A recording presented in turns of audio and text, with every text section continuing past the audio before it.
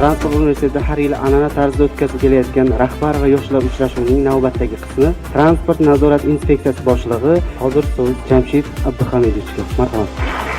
Bizning inspeksiya 2023-yil Prezidentimiz 99-sonli farmonlari asosida tashkil etilgan. Transport universitetini bitirgan bolalardan oldik, texnik lavozimiga oldik. Endi sekin-sekin tayyorlayapmiz buni shu mutaxassis darajaga ko'tarishga. Mutaxassisligi bo'yicha yetuk kadrlar kerak. Assalomu alaykum hurmatli boshliqlar. Hozirgi kunda transport inspeksiyasi iqtisodiy samaradorligiga salbiy ta'sir etayotgan iqtisodiy muammolar qaysilar va bularni bartaraf etish uchun qanday chora-tadbirlar o'tkazilmoqda?